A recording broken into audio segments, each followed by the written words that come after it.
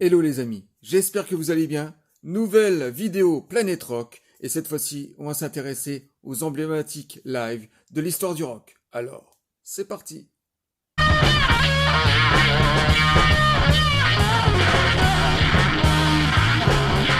Les performances live mythiques de l'histoire du rock. Une question de sensibilité.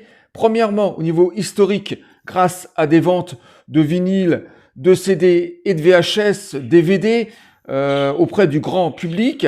Et ensuite, personnel, au sein de notre collection de vinyles, de CD et de vidéos, il y a des concerts comme ça qui nous touchent plus que d'autres, grâce à une réalisation, une photographie, la prestation du groupe qui est juste dantesque, des jeux de scène. Et je dirais même que tous les artistes du monde du rock ou même des autres styles musicaux ont tous eu une grande période comme ça dans leur carrière de tournée où ils étaient plus influencés que d'autres.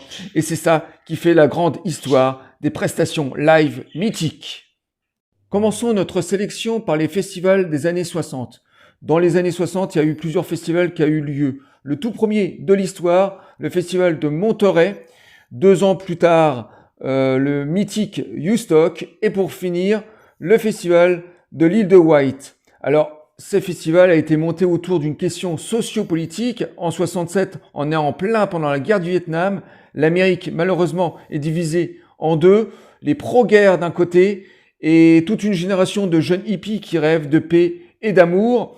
Et le premier festival, Monterey, est un festival qui s'est bien structuré, qui s'est fait dans la paix et l'harmonie. Au niveau de l'organisation, c'est parfait. On retrouve tout le gratin de la musique rock de cette époque, dominé par un rock psychédélique dans l'ensemble. Donc les artistes sont les Jimi Hendrix, les Byrds, Jefferson Airplay, John Baez, les Who. Enfin, il y a une multitude d'artistes comme ça qui se sont succédés pour 3 jours de musique.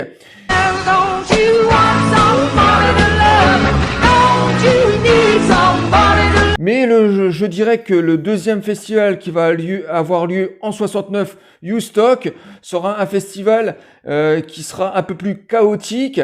Déjà, ça devait être un festival payant, comme pour Monterey, et le public avait décidé de se ruer en masse à ce festival, et leur idée c'était de pas payer. Ils voulaient que ce concert soit accessible à tous, donc ils sont rentrés en force en passant les barrages de sécurité du festival et se sont installés sur le terrain. Donc il y a eu tout un problème d'organisation, et pendant le festival on retrouve grosso modo les mêmes artistes qu'on avait à Monterey, peut-être les Stones en plus en tête d'affiche. Et pendant ce festival il y a eu quelques couacs, il y a eu beaucoup de débordements au niveau du public qui ont commencé à casser toutes les choses qui étaient organisées. Au niveau des prestations des artistes, il y a eu quelques brouilles. Pour l'histoire, par exemple, on se souvient tous de la bagarre entre Hendrix et les Who, donc ces groupes qui voulaient passer en premier. Donc ils ont réussi à se mettre d'accord. Donc Hendrix était passé avant les Who qui étaient en tête d'affiche. Il y a aussi à ce festival, on retrouvait beaucoup de messages politiques assez engagés, d'ailleurs qui délaissaient un petit peu la musique. C'est pour ça que je trouve qu'au niveau de ce festival de Woodstock, c'était beaucoup moins musique, mais beaucoup plus politique. Là, on était plus à la fin de la guerre du Vietnam, donc il y avait tout un engagement de tous ces artistes. Mais ce festival reste quand même mythique pour la musique et pour son ensemble.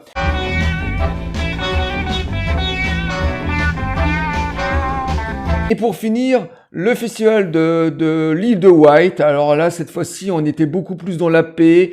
Donc de nouveau, un festival payant. Les gens se déplacent, payent leur place, participent à 3 jours de musique. Et là, c'est formidable. On a les Doors qui vient participer. Je me rappelle de leur prestation qui était juste énorme. Et il n'y avait pas que ça, aussi Jimi Hendrix qui vient partager la scène avec Jefferson Airplay. Il y avait beaucoup moins de messages politiques. On était à la fin du Vietnam, hein, donc forcément c'était beaucoup plus apaisé. Et ces festivals sont marqués de leur époque, de cette période hippie, qui pourrait prêter à sourire aujourd'hui, bien sûr. Et au niveau de Woodstock, de ce deuxième festival des années 60, il y a eu plusieurs autres éditions. Je me rappelle de l'édition 94, de l'édition 99, qui s'était plutôt relativement bien passé, même si les jeunes voulaient retrouver un peu la matrice du festival d'origine avec le côté hippie, donc ils avaient fait un petit peu n'importe quoi. Et pendant le festival 99, bah là c'était un peu l'émeute. Il y avait les jeunes avaient fait un petit peu n'importe quoi. Il y avait eu des tentatives de viol. Il y avait ils avaient tout cassé. Enfin voilà, il y avait certains protagonistes qui venaient chanter, par exemple, avaient quitté le festival pour des raisons de danger comme ça. Donc l'édition 99 était quand même assez chaotique, hein, et c'est le festival qu'on se souvient bien sûr le moins. Mais ces festivals des années 60 sont juste mythiques pour l'histoire. Et je vais revenir bien sûr sur les éditions CD que j'ai. Alors le tout premier Monterey en version collector, le seul qui existe, parce que c'est comme le festival le moins connu, et pourtant le premier de l'histoire.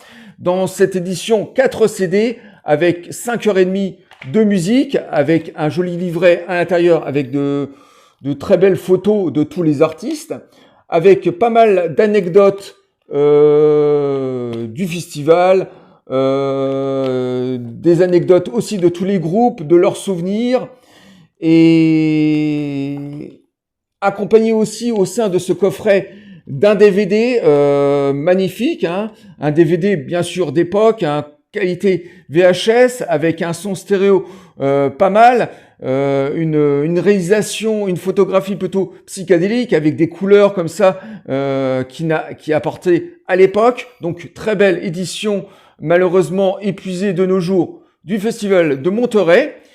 Et pour finir, ce coffret de nouveau collector du festival de Woodstock. Alors celui-là, je l'ai depuis à peu près 25 ans, et il y a 4 disques de nouveau à l'intérieur de ce coffret, avec à peu près 5h30 de musique. Alors ce ne sont pas les prestations entières des groupes, bien sûr, ce sont une sélection de chansons, et à l'intérieur de ce coffret, il y a un très très beau petit livret avec de très belles photos.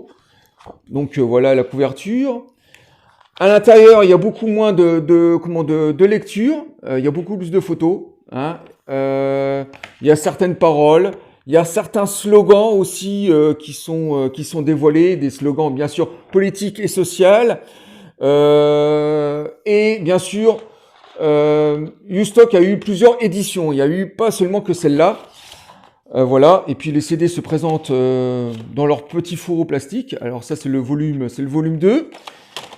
Voilà, et puis Woodstock a eu plusieurs éditions hein, au fur et à mesure des années. Donc il y a eu celle-là, et puis il y en a eu des éditions DVD, Blu-ray, qui étaient accompagnées d'ailleurs de très très bons documentaires sur l'organisation des festivals, avec tout ce qui s'était passé, l'état d'esprit même des gens à cette époque, et bien sûr des montages vidéo, des prestations live. Donc c'est comme c'est le festival le plus connu des années 60, ben voilà, ça a été édité et réédité pour l'histoire. Donc le festival de Woodstock. Et le festival de l'île de Wight, je l'avais en laserdisc à l'époque, double laserdisc avec son documentaire expliqué sur l'organisation et un montage live de tous les protagonistes du festival. Donc pas besoin de vous dire que ces festivals des années 60 sont extrêmement mythiques pour l'histoire, pour leurs prestations et pour la question politique de l'époque. Les festivals des années 60. Poursuivons avec les lives de charité des années 80, les Live Aid. Alors, Live Aid, il y a eu 2 éditions, celle de 1985 et celle de 2005. La toute première, juste historique, faut se reporter aux années 80, il y avait énormément de concerts donnés pour sauver l'Afrique, et nous, en France, on avait fait une prestation pour l'Éthiopie. Et aux États-Unis, un artiste, Bob Geldof, avait eu cette idée de réunir tout le gratin du rock des années 80, et pas seulement, mais aussi tous les emblématiques de la naissance du rock'n'roll, pour donner naissance à ces deux concerts, le premier à Londres et le deuxième à New York, en direct à la télévision, devant un parterre de milliers de gens qui étaient venus au concert de Londres et de New York, et peut-être des milliards de gens à travers le monde en regardant le show à la télé. Et c'était hyper bien structuré. Tous ces artistes étaient venus pour apporter leur pierre à l'édifice, et totalement gratuit. C'était pas du tout rémunéré.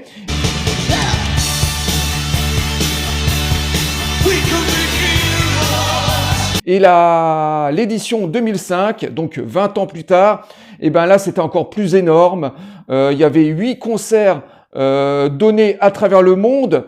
Donc il y avait le concert en France, en Italie, en Russie, aux États-Unis, à Londres, donc voilà, et d'autres pays. Donc 8 concerts au total, 2 fois plus de monde et des spectateurs en direct à la télé, et des milliers et des milliers de personnes qui viennent regarder qui participent à ces concerts. Et là, voilà, en 2005, c'est tout le gratin du showbiz des années 2000 qui était là, plus bien sûr tous les protagonistes depuis la naissance du rock'n'roll qui étaient là pour apporter encore plus de poids. Et cette édition était, je l'avais vue en direct comme beaucoup de gens, et c'était juste extraordinaire, hein. 5 heures de show. Alors il y avait des extraits de concerts, parce qu'en fait celle de l'édition de 85 c'était plus facile, parce que comme il y avait que 2 concerts, celui de Londres et de New York, donc on passait allègrement des 2 concerts, et en plus de ça il y avait un décalage horaire, donc 2 concerts à suivre en même temps, c'est plutôt facile. Celle de 2005, 8 concerts, c'est très compliqué, donc on suivait celui de Londres et de New York facilement, et de temps en temps on avait on avait comme ça des extraits des autres concerts en Europe, et ce sont des concerts de charité qui ont marqué l'histoire.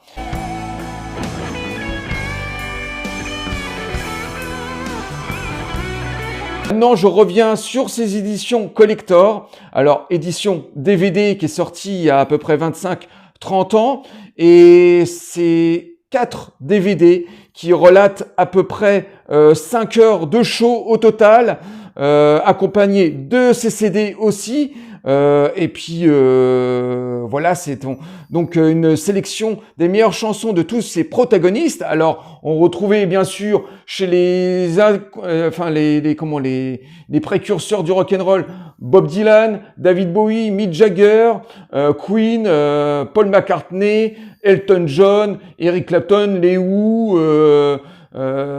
Tina Turner, Brian Ferry, Dire Straits. Et puis dans les nouvelles scènes, on avait Duran Duran, In Excess, The Pretenders, qui commençaient ils avaient déjà une dizaine d'années. Enfin voilà, toute la scène des années 80 était réunie, autant que les confirmés de la naissance du rock'n'roll, et tout ça dans des prestations hors du commun. Et on se souvient bien sûr du retour de Queen, de la prestation de Queen qui était juste énorme, qui était repris pour le biopic. Je me souviens aussi de la prestation des Who qui était très très énergique, voilà, qui passait en guest star. Elton John aussi, U2 aussi qui était excellent, David Bowie qui avait fait un duo avec Lennox aussi qui était excellente. Le duo David Bowie était vraiment excellent. Donc cette édition 85, voilà, c'est pour l'histoire, c'est juste extraordinaire. Dans ce magnifique édition 4 DVD et 2 CD qui regroupent tout ce live de charité historique. et accompagné bien sûr en bonus d'interviews, de documentaires sur l'organisation du live. Et ensuite l'édition 2005 qui est fait dans le même tonneau. D'ailleurs, le design du DVD ressemble beaucoup à celui de 85, c'est normal. Tout ça a été sorti dans la même période. Et ben là, c'est 20 ans plus tard. Tout le monde se réunit pour la même cause, avec 2 fois plus de monde, comme je vous l'ai dit dans la vidéo. Et là, là, on a tout le gratin du showbiz du début des années 2000. Donc, on avait Paul McCartney qui revenait, mais il y avait Coldplay, par exemple, Snoop Dogg, Green Day. Aussi les Destiny Child, pas forcément le rock, James Brown aussi, Bryan Adams, The Killers, Def Leppard aussi, enfin voilà, ils sont Maroon 5 aussi qui était là, Mr Dynamite aussi, enfin voilà plein d'artistes du début des années 80 et des fondamentaux. Et de cette édition, moi je me souviens de la reformation de Pink Floyd qui était juste énorme. Alors Pink Floyd n'avait pas joué ensemble depuis près d'une vingtaine d'années, donc Roger Waters était venu pour l'occasion, donc le concert était un petit peu froid, mais au niveau de la prestation, en fait ils se sont totalement retrouvés et ils nous ont donné un set qui était juste extraordinaire. On avait l'impression que Pink Floyd s'était jamais séparé, c'était vraiment très calibré et très enjoué. Donc une belle prestation de Pink Floyd. Et puis je me rappelle aussi d'Elton John qui a fait des duos avec George Michael aussi, qui était extraordinaire. Et puis tous ces nouveaux groupes et artistes des années 2000 qui venaient aussi et qui se donnaient à fond aussi. C'était une marque de fabrique aussi, hein. C'était aussi une grosse promo pour eux, pour se mettre en avant. Et voilà, ils apportaient quand même quelque chose.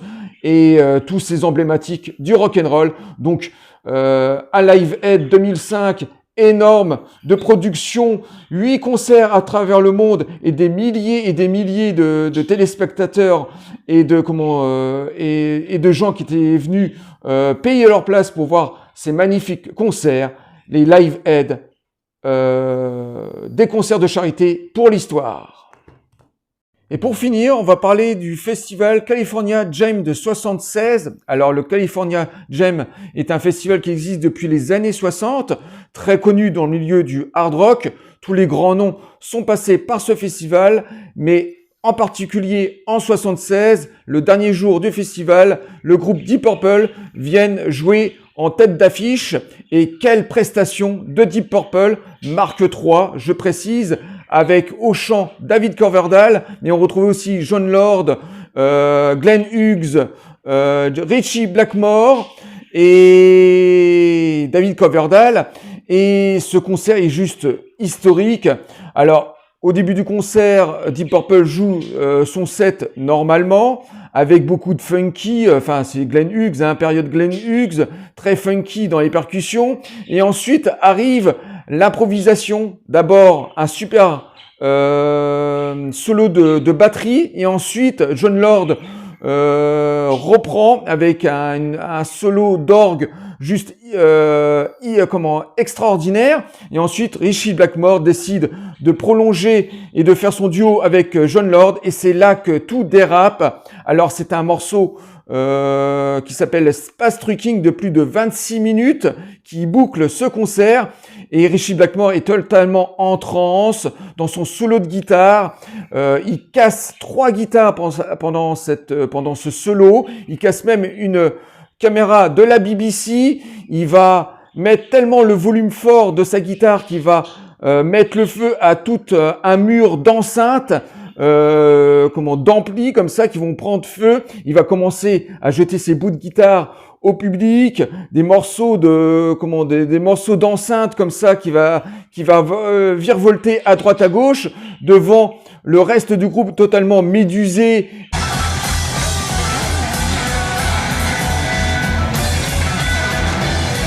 Il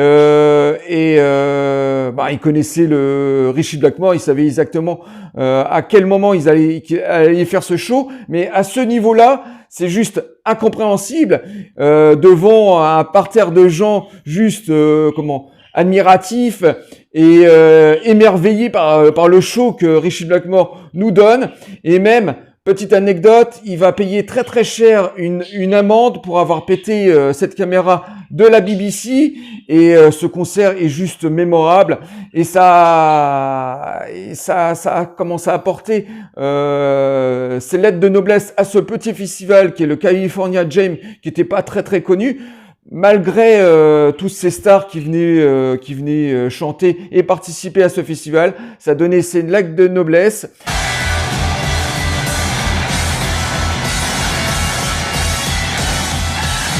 Et j'ai ce DVD, ce concert, je l'ai en DVD dans cette édition japonaise d'origine. Depuis, il est ressorti dans sa version complète.